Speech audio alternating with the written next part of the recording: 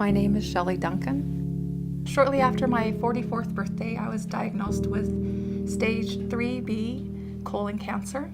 It's not in the family. I really didn't have any symptoms until just before I was diagnosed, but I chose early on to be positive. There are thoughts, our attitude, the things that we think about ourselves are more toxic. When I was younger, I was really into art and I was really good at it. And then, life happens and you stop doing what your hobbies or what interests that you have. But after my heart was punctured, I decided to start doing something that would give me pleasure. So I started to paint. My coworkers at the time, when I was re-diagnosed with the cancer in my lungs, they encouraged me to have an art show. So we put an art show together, and we actually had like a printer that donated printings where he would put stuff on mouse pads and coffee cups, and I think I had about 50 paintings, and every one of them sold. I really love the colors, and this was the painting that was in her Eccles art show. She was accepted her first try to get in, which is not usually done. So I had seen on a Facebook advertisement this exact painting was done on a full-size palette, but I didn't want it that big. So we found this at a craft store, and she recreated this entire picture that they wanted $500 for it, and it was done on a big palette. And she did it in one night, and she wanted to do it Shelly style, which means giving it bigger breasts.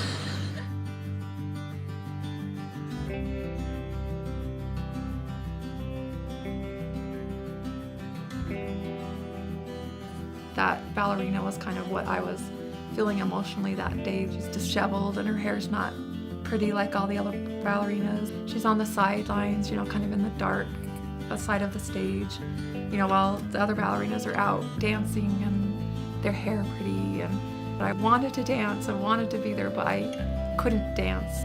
I was drawn to ballerinas just because, it kind of represents to me like a little girl's hopes and dreams and fears and fantasies.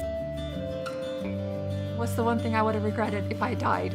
I'd be like on the other side going, why didn't I? So I wrote him a letter. I was very happy to hear from her, and then her news was that she was sick. And then as we started to communicate, I learned that she was very, very sick, and her sisters had taken her on her bucket list. She went to New York and all over and did amazing and fun things, and at the bottom of the list was me. I'm a lucky man. I am very, very lucky. Once the cancer spread to my lungs, I'm terminal, it's stage 4. So I will always be on chemo until I decide not to.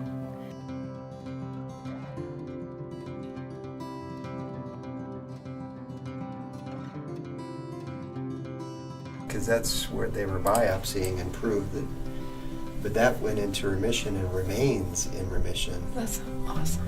And look how clean. Look at those clean cuts. Oh, the chemo's keeping it at least stable, and that's, stage 4 terminal. That's as much as you can hope for, is it's stabilized.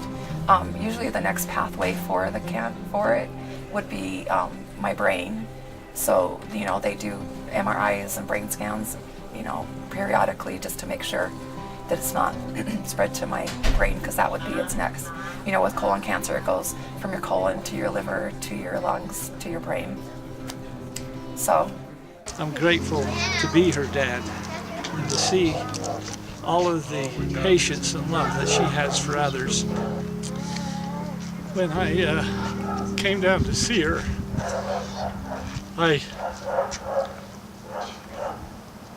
really loved this painting, and she gave it to me.